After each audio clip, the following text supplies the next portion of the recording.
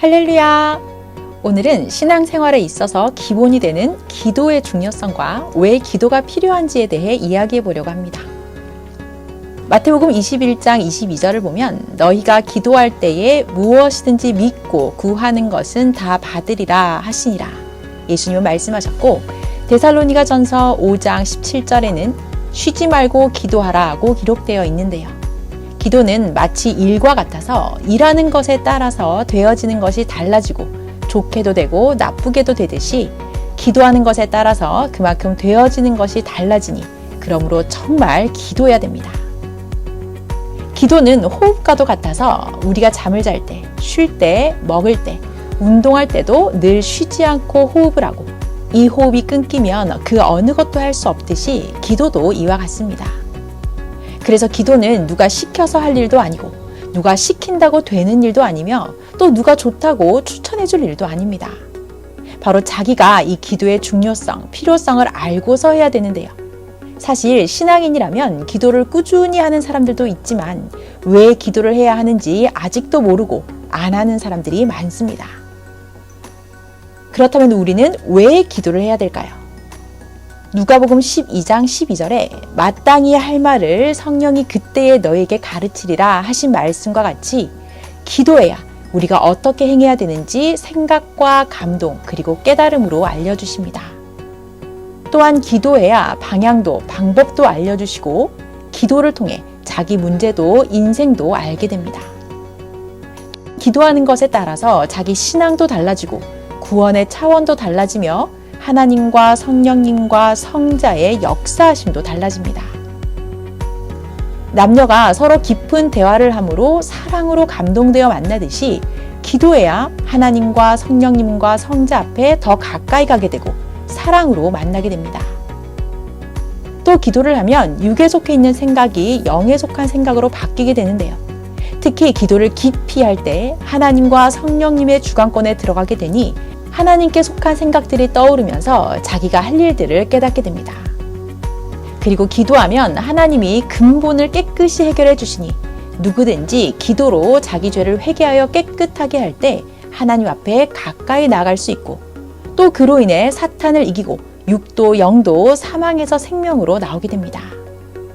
이 말씀을 가르쳐 주신 저희 목사님께서도 평생 기도의 삶을 사셨는데요.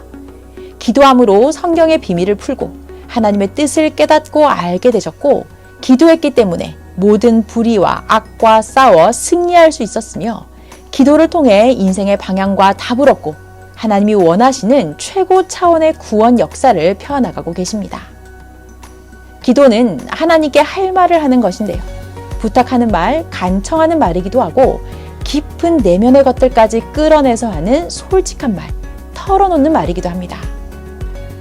사람과 대화할 때도 건성으로 말하면 통하지 않고 깊이 마음을 나누며 함께하고 싶을 때는 더욱 진심으로 대화하게 되듯이 하나님 앞에 기도할 때도 진정으로 해야 되는데요. 우리가 진정으로 기도하면 하나님과 성령님과 성자께서도 진정 들어주시고 행하십니다. 마태복음 26장 41절을 보면 예수님은 제자들에게 말씀하시기를 시험에 들지 않게 깨어 기도하라. 마음에는 원이로되 육신이 약하도다 하셨는데요. 예수님은 고난 속에서도 부르짖으며 기도하셨지만 제자들은 속으로 기도하고 명확하게 기도하지 않고 중언부언하고 목적을 두지 않고 기도했습니다. 마음도 육신도 약한 상태에서 기도하니 졸고 잔 것입니다. 이처럼 진정으로 기도하고 싶어도 잘 안 될 때가 있으니 그 이유는 마음과 정신과 육신이 약한 상태에서 기도하기 때문입니다. 이럴 때는 몇 가지 방법이 있는데요. 첫째, 같이 기도할 때 잘 안 된다면 개인이 혼자 기도하면 됩니다. 둘째, 혼자 기도할 때 잘 안 될 때는 모두 같이 합동으로 기도하면 됩니다. 셋째, 자세가 흐트러진 상태에서 중언부언하면 집중이 안 되고 졸음이 오니 자기가 할 말을 소리내면서 정확하게 힘있게 기도해야 됩니다. 사람과 대화할 때도 할 말을 명확하게 하지 않고 말하다가 졸고 자면 상대가 그 말을 받아들일 수 없겠죠. 하나님께도 그러하니 이때는 다시 소리내어 명확하게 기도하고 자기가 어떤 기도를 할지 목적을 두고 정확하게 기도하면 됩니다. 그런데 우리가 기도하지 않으면 어떻게 될까요?